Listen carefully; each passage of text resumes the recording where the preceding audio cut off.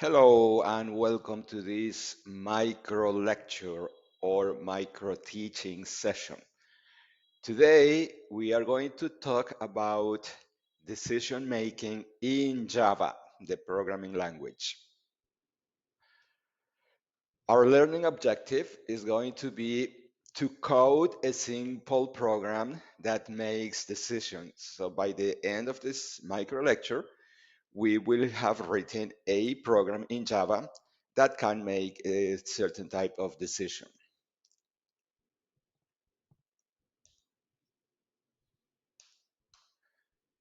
Why this is important? Why should we know how to code decision making in Java? Well, there are several reasons. Decision statements allow a program to make decisions, and many times we want computers to be able to make decisions. A an autonomous vehicle, for example, needs to make decisions, and behind the vehicle there is a computer making decisions: turn here, stop, accelerate, and so forth.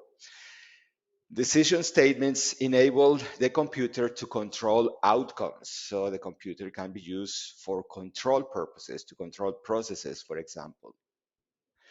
They are the most powerful tool in programming. There are many tools that we are going to be using in programming, but the decision-making tools, which are called if statements, are by far the most powerful.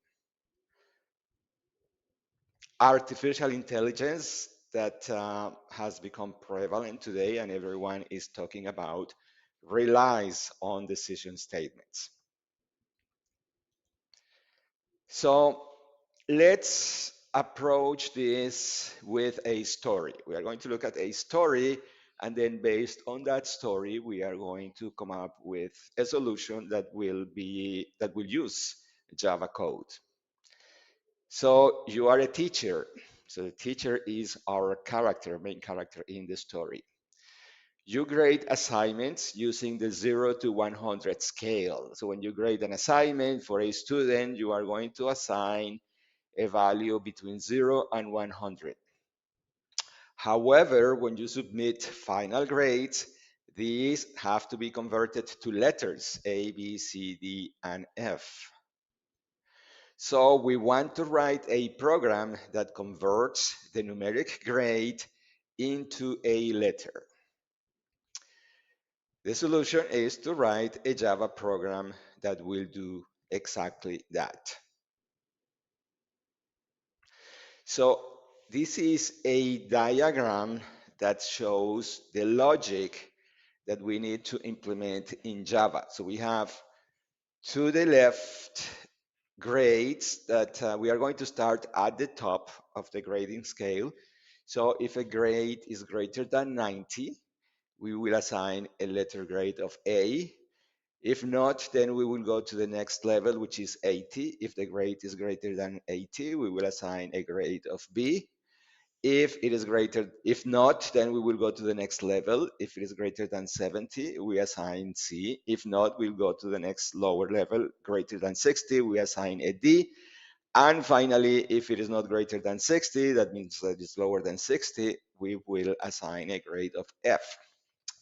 So in Java, we can write this program using these if statements. So if the grade is lower than 100 or greater than 90, we are going to return an A. The grade would be an A. If not, then we go to the next level. Else, if the grade is lower than 90 and greater than 80, then it will be a B. And we continue the process until if the grade is lower than 60, we return an F.